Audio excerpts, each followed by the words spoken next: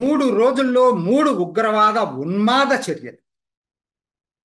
9వ తేదీ రియాసీలోని శివకోటి దేవాలయం నుంచి కాత్రా వైష్ణవి దేవాలయానికి వచ్చేటువంటి హిందూ భక్తుల మీద జరిగినటువంటి దాడి. 9 మంది మృతి చెందారు, 41 మంది తీవ్రంగా గాయాలైనవి. 11వ తేదీ సైదా సుఖోల్ విలేజ్ కతువాలో, అక్కడ ఉగ్రవాదులు చొరబడి మంచినీళ్ళు అడిగితే ఇవ్వలేదని చెప్పి గొడవ చేసిన దాంట్లో మొత్తం మీద వాళ్ళకి సెక్యూరిటీ దళాలకి ఇన్ఫర్మేషన్ ఇవ్వటమే కాకుండా 2 ఉగ్రవాదుల్ని మట్టుబెట్టినటువంటి సంఘటన. అయితే అక్కడ సివిలియన్ ఇంజ్యూర్ అయ్యారు. 3వది 12వ తేదీ ఈరోజు జరిగినటువంటి సంఘటన. ఇది దోడా జిల్లాలో ఆర్మీ క్యాంపు మీద దాడి చేసి 6 ఆర్మీ జవాన్లని గాయపరిచినటువంటి సంఘటన. 3 ఉగ్రవాద చర్యలు, 3 ఒకే ప్రాంతం, జమ్మూ ప్రాంతం, కాశ్మీర్ కాదు, జమ్మూ ప్రాంతంలో జరిగినటువంటి ఘోరాతి ఘోరమైన ఉగ్రవాద ఉన్మాద చర్యలు. ఏమండి, ప్రపంచానికి ఇది పట్టదా? ఇజ్రాయెల్ మీద హమాస్ దాడి చేసి అక్టోబర్ 7వ తేదీ అమాయక పౌరులను చంపితే పెద్ద వార్త. నేను తప్పను, కరెక్ట్గా ఎక్కడ జరిగినా దాన్ని చేయాలి. అట్లానే ఇజ్రాయెల్ గాజా మీద దాడి చేసి, రఫా మీద, మిగతా చోట్ల దాడి చేసి, దాడుల్లో పిల్లలు చనిపోతే దాని మీద ప్రపంచం మొత్తం కూడా కోడైకొస్తాం. ఈ 2 కూడా దారుణమైన సంఘటనలు, దాంట్లో నాకేం లేదు. కాకపోతే ఇవాళ జరుగుతున్నది ఏంటి? ఒక 2 ఏళ్ల పసి పాపని చంపినటువంటి ఉగ్రవాదుల మీద ప్రపంచం మాట్లాడదా? వాళ్ళు ఏం చేశారండి? పసి కోన 2 సంవత్సరాలు, 14 సంవత్సరాలు ఇంకొక అమ్మాయి. వాళ్ళు ఏం చేశారు కాబట్టి, పాపం చేశారు కాబట్టి వాళ్ళని చంపుతారండి? అసలు ఇవాళ కాదండి. మీరు ఒక్కసారి గుర్తు చేస్తున్నా, 1990 నుంచి ఒక మత విశ్వాసాన్ని నమ్మే వాళ్ళ మీద జమ్మూ కాశ్మీర్లో ఒక దాడులు జరిగి అమాయక పౌరులు చంపటం అనేది జరుగుతుందా లేదా? ఆ రోజు నుంచి ఈ రోజు వరకు కూడా ఎక్కడ నుంచో ఇతర రాష్ట్రాల నుంచి వచ్చి కూలీ పని చేసుకునేటువంటి వాళ్ళు హిందువులైతే వాళ్ళే చంపుతున్నారు. దీంతో పాటు కొంతమంది ముస్లిమ్స్లు కూడా చనిపోయిన వాళ్ళు ఉన్నారు. బట్ ఎక్కువగా టార్గెట్ 1990 నుంచి ఈ రోజు వరకు కూడా ఒక హిందూ మతం అనేదాన్ని, ఆ విశ్వాసం అనేది అదేదో కాఫీర్ లాగా జమ్మూ కాశ్మీర్లో జరగటం అనే దాని మీద ఏ మేరకు ఈ సో కాల్డ్ ఉగ్రవాదులు మాట్లాడుతున్నారండి? నేను జరిగినటువంటి సంఘటన మీద తీవ్రంగా ఖండించాల్సినటువంటిది పోయి ఇవాళ వాళ్ళు ఏం మాట్లాడుతున్నారండి? ఇది failure of BJP government, Modi government. మీకు ఇప్పటికైనా బుద్ధి వచ్చిందా? అసలు నార్మల్స్ ఎక్కడొచ్చింది కాశ్మీర్లో? ఇంకొక అడుగు ముందేసేసి పాకిస్తాన్ తోటి సంప్రదింపులు ఇప్పటికైనా జరపాలని చెప్పి డిమాండ్ చేస్తా ఉన్నాడు ఇంకొక ఆయన కాశ్మీర్లో.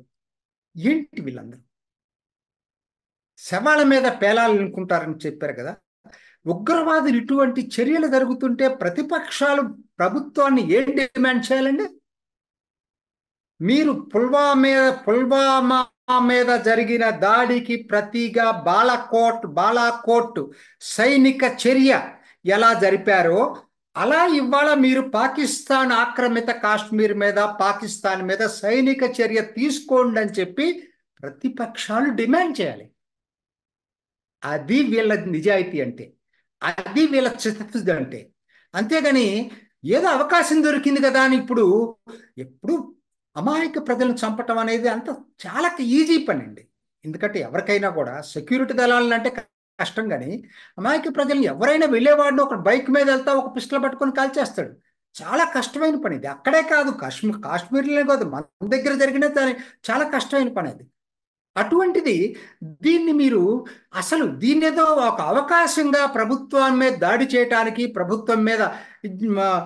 ప్రభుత్వాన్ని అప్రతిష్ట పాలు చేయటానికి దీన్ని ఒక ఆయుధంగా వాడుకుందామని ప్రతిపక్షాలు చేయటం అనేది మాత్రం సరైన చర్య కాదు.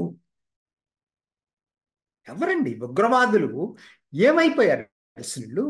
అసలు మీకు ఇప్పుడు ఏం జరుగుతుంది? నిన్న జరిగిందండి కతువాల, ఇద్దరు ఉగ్రవాదులు ఎట్ట చనిపోయారు. వాళ్ళు వచ్చి మంచినీళ్ళు అడిగితే ఇవ్వలేదండి. Hats off to the people. ఉగ్రవాదులను అర్థమయ్యి మంచినీళ్ళు ఇవ్వలేదు, అందుకని కొంతమంది గాయపరిచారు. ఈ లోపల ఫోన్ వెళ్ళింది. వాళ్ళు దాక్కున్న చోటకు వచ్చేసి సెక్యూరిటీ దళాలు ముందు ఒకరిని మట్టుబట్టారు, ఇప్పుడు ఇంకొకరిని కూడా మట్టుబట్టారు. అంటే ప్రజల సానుభూతి లేదన్నది అర్థమవుతుంది. ఎక్కడున్నారండి ఇప్పుడు ఉగ్రవాదులు? అదవరికిలాగా లేదు కదా. ఒకనాడు కాశ్మీర్ లోయలో జనం మధ్య జనమే ఉగ్రవాదాన్ని నడిపారు.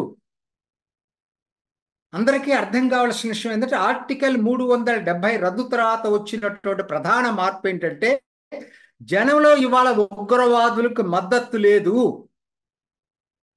అది జమ్మూకు వచ్చేసి సరిహద్దు దాటి కతువా ఇక్కడ సరిహద్దులు దాటేసి సాంబా కతువా ఇవన్నీ సరిహద్దులు దాటి వాళ్ళు ఎక్కడ దాక్కుంటున్నారు? దట్టమైన అడవుల్లో దాక్కుంటున్నారు. జనం మధ్య దాక్కోవట్లేదు, జనం ఆశ్రయం ఇవ్వట్లేదు. అదే వచ్చిన మార్పు అండి. ఆర్టికల్ 370 తర్వాత జనం ఇవాళ మీకు కాశ్మీర్లో ప్రజలు ఇవాళ ఉగ్రవాదులకు ఆశ్రయం ఇవ్వట్లేదు. ఆశ్రయం ఇవ్వట్లేదు కాబట్టి దట్టమైన అడవుల్లోకి వెళ్తున్నారు. అయితే దట్టమైన అడవులు జమ్మూలో చాలా ఉన్నాయి. అందరూ కాశ్మీర్లో అనుకుంటారు. దట్టమైన అడవులు జమ్మూలో చాలా ఉన్నాయి. కొండ ప్రాంతాలు చాలా ఉన్నాయి ఎక్కువ జమ్మూలో. సో కాబట్టి ఆ ప్రాంతాల్లో దాక్కున్న వాళ్ళని అడవుల్లోకి వెళ్ళి పట్టుకోవటం అంటే అంత థిక్ ఫారెస్ట్లో అంత తేలికైన విషయం కాదు. దయచేసి అర్థం చేసుకోండి. నాకు చిన్నప్పుడు గుర్తుకొస్తుంది నక్సలైట్స్. మీరు నక్సలైట్స్ ఉద్యమం స్టార్ట్ అయినప్పుడు అది జన ఉద్యమం లాగా ఉంది, ప్రజా ఉద్యమం లాగా ఉంది, జనం గుండె చప్పుడుగా ఉంది. పేద ప్రజలు దాన్ని ఆశ్రయించారు అప్పట్లో. చాలా మందికి ఇది గుర్తుందో లేదు. తర్వాత మెల్లిగా వాళ్ళు తీసుకున్న ఉగ్రవాద చర్యలకు విసిగెత్తినటువంటి ప్రజానీకం వాళ్ళకి ఆశ్రయం ఇవ్వటం మానేశారు. ఆ తర్వాత నక్సలైట్లు ఎక్కడికి వెళ్ళారు? అడవుల్లోకి వెళ్ళారు. అంటే వాళ్ళకి ప్రజల మద్దతు లేదని అనుకోవాలి. కనీసం ఇక్కడ ప్లేన్ ఏరియాస్ అనుకోవచ్చు. అక్కడ మీరు మతాన్ని ఆసరా చేసుకుని ఉగ్రవాదాలు రెచ్చగొట్టాలని చెప్పి ప్రయత్నం చేసిన అదే మతస్థులైనా కూడా ఇవాళ ఉగ్రవాదానికి ఎటువంటి పరిస్థితుల్లో కూడా మద్దతు ఇవ్వనటువంటి ప్రజానీకం కాశ్మీర్లో చూస్తుంది. అటువంటి ప్రజానీకం అంటే ఉగ్రవాదం రోజు రోజుకి అర్థం ఏంటి? తగ్గిపోతుందని. ప్రజల సానుభూతి లేదు. పాకిస్తాన్ ప్రేరేపిత ఉగ్రవాదం దట్టమైన అడవుల్లో ఉండి భారత్ని అప్రతిష్ట పాడు చేయాలని జమ్మూ కాశ్మీర్లో ఇంకా ఉగ్రవాదం ఉందని చెప్పుకోవటానికి ఇటువంటి చర్యలు చేస్తున్నారు వాళ్ళు. అది అమాయక ప్రాణుల మీద. 3 2 అమాయక ప్రాణుల మీద జరిగినాయి. పిలిగ్రిమ్స్ మీద దాడి చేస్తారా? అసలు ఏం జరుగుతుంది? దీన్ని చేయాల్సిందేంటి? ఇప్పుడు అందరం కలిసి డిమాండ్ చేయాల్సింది ఏంటంటే టైం వచ్చింది మిత్రమా. పుల్వామాకి బదులు తీర్చుకున్నట్టుగా భారత ప్రభుత్వం ఇప్పుడు కూడా ఈ చర్యలకి 3 రోజుల్లో 3 ఉగ్రవాద చర్యలకి బదులు తీర్చుకోవాల్సినటువంటి సమయం ఆసన్నమైంది. మరో బాలాకోట్ జరగాల్సిన టైం ఆసన్నమైంది.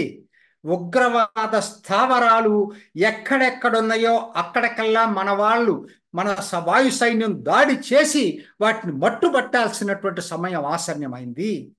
ఇది దేశం మొత్తం కలిసి గొంతెత్తి ఎలుగెత్తి చాటాల్సినటువంటిది. అంతేగాని దీన్ని అడ్డం పెట్టుకుని ఇవాళ ప్రభుత్వాన్ని ఏదో అప్రతిష్ట పాలు చేయొచ్చు అనుకుంటే నష్టపోయేది ప్రభుత్వం కాదు, దేశం నష్టపోతుంది. నష్టపోయేది ప్రభుత్వం కాదు, దేశ భద్రత నష్టపోతుంది. నష్టపోయేది మోడీ కాదు, 140 కోట్ల ప్రజలు నష్టపోతారు. ఈ విషయం ప్రతిపక్షాలు ఎంత త్వరగా తెలుసుకొని ఇప్పటికైనా సరే ప్రభుత్వాన్ని అందరూ ఒకటై ఇటువంటి విషయాల్లో ఒక్కటిగా ముందు పాకిస్తాన్కి వ్యతిరేకంగా నిలబడకపోయేటట్టయితే ప్రజలే ఏదో రోజు ఈ ప్రతిపక్షాలకు బుద్ధి చెప్పటం ఖాయం. ఏదో ఇప్పుడు కొన్ని సీట్లు గెలిచారు కదా అని చెప్పి ఇష్టం వచ్చినట్టు ప్రవర్తిస్తే ప్రజలు సహించరు. ఖచ్చితంగా ప్రతిపక్షాలు దీన్ని గుర్తుపెట్టుకోవాలి. చూసారు కదండి. మరి ఈ వీడియో కనుక మీకు నచ్చినట్లయితే ఒక లైక్ కొట్టేసి మీ అభిప్రాయాన్ని కూడా కామెంట్ బాక్స్లో తెలియజేస్తూ ఇలాంటి ఇంట్రెస్టింగ్ అప్డేట్స్ కోసం మా ఛానల్ని సబ్స్క్రైబ్ చేసుకోండి.